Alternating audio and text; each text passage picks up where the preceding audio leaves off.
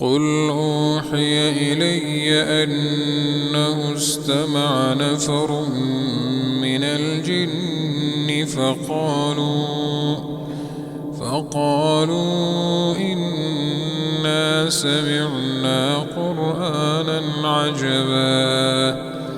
يهدي إلى الرشد فآمنا به ولن نشرك بربنا أحدا وأنه تعالى جد ربنا ما اتخذ صاحبة ولا ولدا وأنه كان يقول سفيهنا على الله شططا وأنا ظننا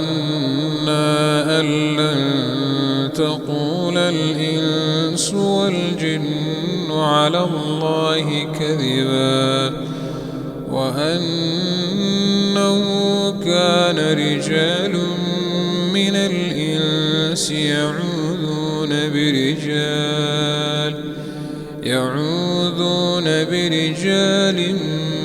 من الجن فزادوهم رهقا وأنهم ظنوا كما ظننتم أن لن يبعث الله أحدا وأنا لمسنا السماء فوجدناها ملئت حرسا شديدا وشهبا وأنا كنا نقعد منها مقاعد للسمع فمن يستمع الآن يجد له شهابا رصدا وأنا لا ندري أشر أريد بمن في الأرض أم أراد بهم ربهم رشدا وأنا منا الصالحون ومنا دون ذلك كنا طرائق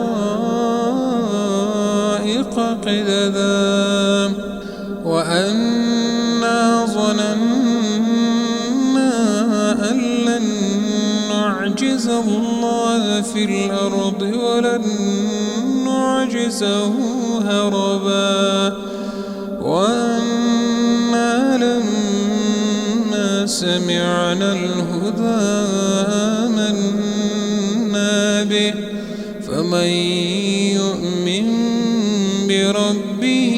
فلا يخاف بخسا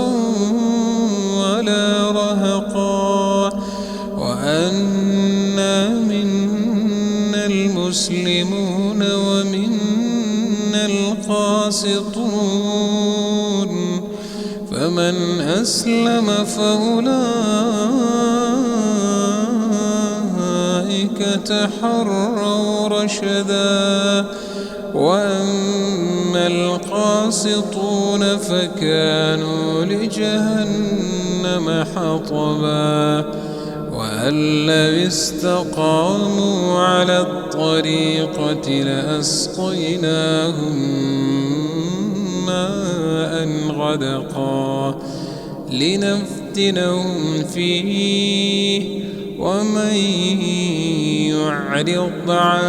ذكر ربه يسلكه عذابا صعدا وأن المساجد لله فلا تدعوا مع الله أحدا وأنه لما قام عبد الله يدعو كادوا يكونون عليه لبدا قل إنما أدعو ربي ولا أشرك به أحدا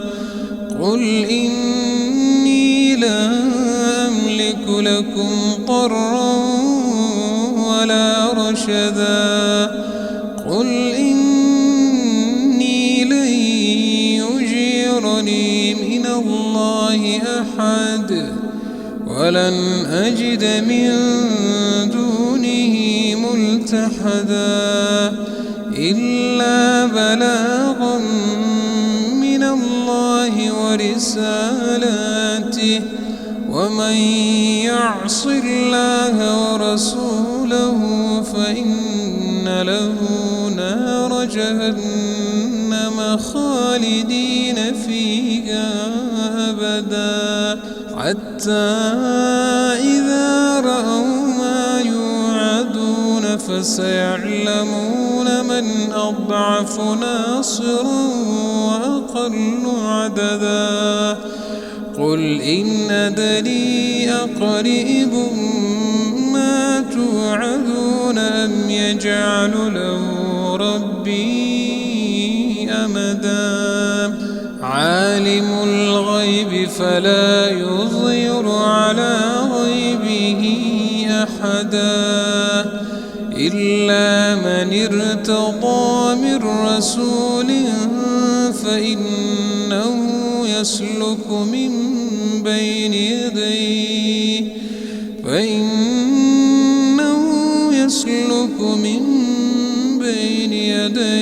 ومن خلفه